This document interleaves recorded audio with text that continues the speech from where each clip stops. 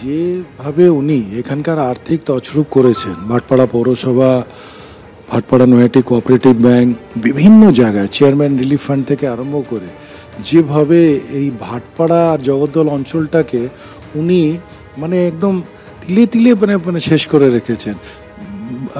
সরকারের জমিন কাউকে দিয়ে দিয়েছে পিপিপি মডেলে। উনি ভয় পাচ্ছেন যে আমি গেলেই, এটা তো প্রকাশ্যে ভাটপাড়া নয়াটি কোঅপারেটিভ ব্যাংকের যে স্ক্যাম সেটা প্রমাণিত তথ্য সহকারে। হ্যাঁ, এবার আমরা যেটা বলি তথ্য সহকারে বলি, আর উনি যে কথাগুলো বলছেন জেহাদি সাথে হাত মিলিয়েছে, এই কথাগুলোর ওনার কাছে কোনো তথ্য নেই।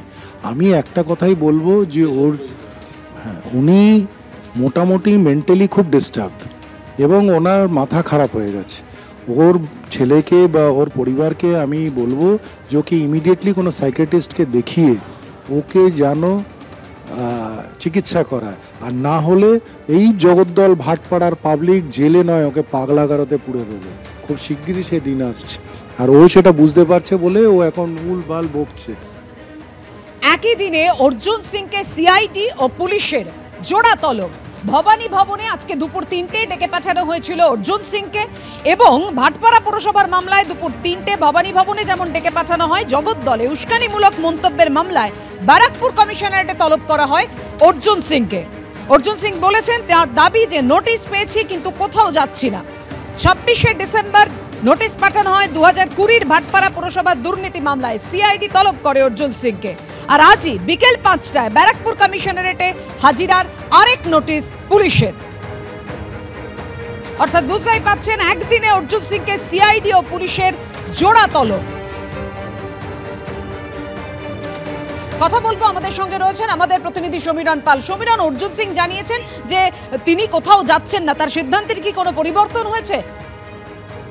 একেবারে অর্জুন সিং যেটা জানিয়েছেন, বিজেপি নেতা প্রাক্তন সাংসদ, তিনি যেটা জানাচ্ছেন যে তিনি হাওয়াই জাহাজে কি উড়ে যাবেন, কেননা বিকেল 3টের সময় তাকে আজকে সিআইডি ভবানী ভবনে তলব করেছে এবং সেই ভাটপাড়া পুরসভার একটি 2020-র মামলায় তাকে জিজ্ঞাসাবাদের জন্য তলব করা হয়েছিল। ঠিক অপরদিকে জগদ্দল থানায় যে অভিযোগ দায়ের হয়েছিল ভাটপাড়া পুরসভার 20 নম্বর ওয়ার্ডের তৃণমূল কাউন্সিলর অভিমন্যু তেওয়ারি, এবং সেখানে তিনি স্পষ্ট অভিযোগ করেছেন যে উস্কানিমূলক মন্তব্য করেছেন অর্জুন সিং। গত 25শে ডিসেম্বর তিনি যে মন্তব্য করেন যে রাজ্যের বিরোধী দলনেতা শুভেন্দু অধিকারীর উপর যে হামলার যে আশঙ্কা রয়েছে, তাতে রাজ্যের মুখ্যমন্ত্রী বাংলাদেশের জেহাদি সংগঠনের সঙ্গে হাত মিলিয়ে একটা হামলার চক করছেন।